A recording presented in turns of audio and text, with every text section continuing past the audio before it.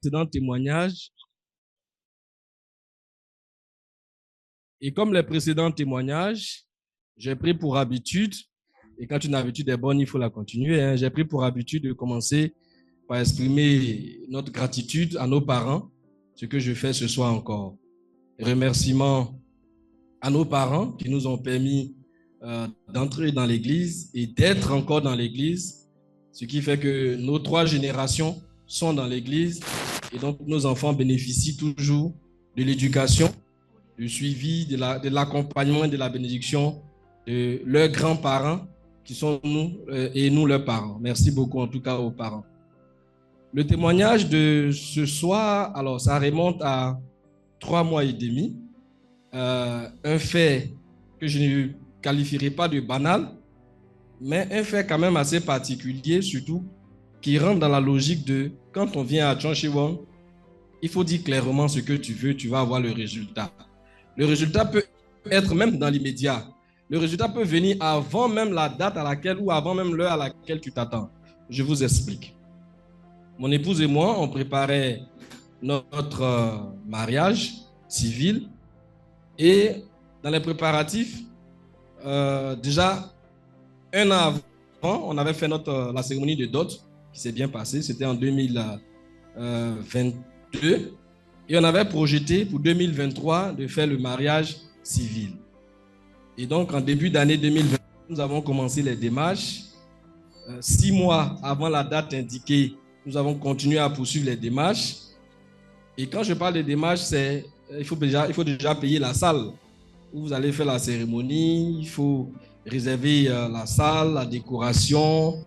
Il faut vérifier avec le service traiteur, les personnes qui font la cuisine, le MC, la technique, la sono, la robe de mariée et de madame, tenue de monsieur, les de compagnie, tout et tout. Et donc, pendant près de 4 mois, on s'est assuré que dans les moindres détails, tout puisse être correct.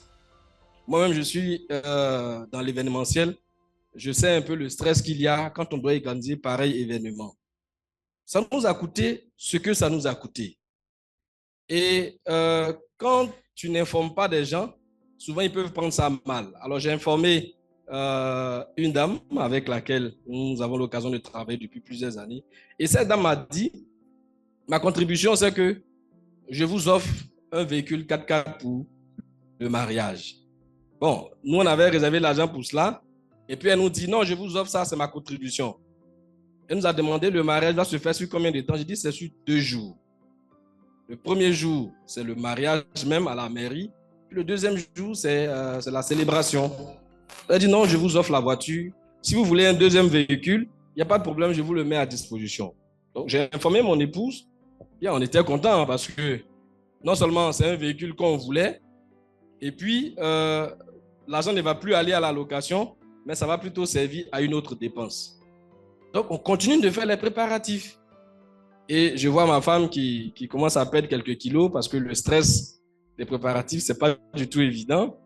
Et moi aussi, je vois que mon porte-monnaie a commencé à maigrir sérieusement. Le compte bancaire ne souriait plus comme par le passé. Alors, on était stressé de toutes parts. Et puis, une semaine avant, j'appelle la dame qui a promis de mettre un véhicule à disposition.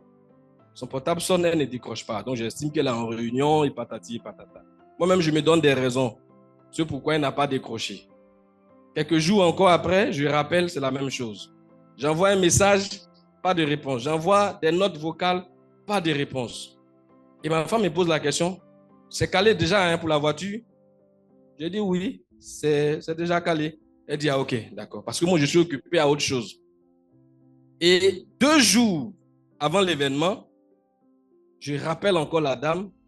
Je peux vous assurer, hein, la main tremblait quand j'ai appelé là, parce que je ne savais vraiment pas que j'allais faire sortir de l'argent encore pour aller louer un véhicule 4x4 tout terrain sur 2 jours. La dame ne répond toujours pas. Et juste après le coup de fil, ma femme appelle notre garçon aîné. Va appeler ton papa. J'étais au dehors. L'enfant vient me chercher. Maman t'appelle. Je viens. Elle me repose la même question. Avec un sourire cette fois-ci. Pour la voiture, là, j'espère que c'est OK. Hein? J'ai dit oui, c'est OK. Donc elle aussi, elle envoie son esprit ailleurs. Et puis, je me suis dit, il faut que je lui dise la vérité. Je ne voulais pas la stresser. Mais en fin de compte, j'ai fini par lui dire, la dame ne réagit pas du tout. Alors madame a fondu tout d'un coup. Et puis, j'ai senti une grosse dose d'énervement, de colère, de stress en même temps. Et je dis, non, tu te calmes. On va quand même trouver une solution. C'est quand même, hein, c'est moi, non? Pour la réconforter. Mais le sourire qui venait sur son visage, là, ce n'était pas le sourire habituel. Parce qu'il y avait la peur, c'est dans 72 heures. Et je viens à la veillée de prière, comme j'avais programmé, elle et moi on avait programmé, de venir toujours en salle Chonchewon, en tout cas très régulièrement, confier notre événement aux parents célestes pour le. Et la seule personne à qui j'en ai parlé, c'est mon best man. Parce que lui aussi devait s'assurer que ça va bien chez moi. Je lui ai dit, ah best man, c'est chaud, il n'y a pas de voiture. Hein. Il dit, non, mais ça c'est rien, on prend 2 Yango et puis on règle ça. 1 Yango pour toi, 1 Yango pour madame. J'ai dit oui, on va faire comme ça, c'est vrai, c'est une bonne idée. Et puis on s'est séparés. Donc pour lui, le problème est résolu. Voilà. Mais je connais mon époux, je connais, c'est pas ce qu'elle voulait pour son mariage. Et je viens en salle Chonchewon avec une seule prière. Seigneur, pour mon mariage. La veillée commence à 21h. Et quand la veillée commence, j'éteins mon portable ou bien je le laisse carrément à la maison. Famille bénite, la veillée commence à 21h et elle termine à minuit, c'est-à-dire 3h. Je suis en salle et je me mets à prier. Tous les chants que les gens ont chantés là, bon, c'est pas mon problème. Je veux un véhicule pour mon mariage. Il est 21h45. Ensuite, 22h, 23h, il y a la pause, n'est-ce pas?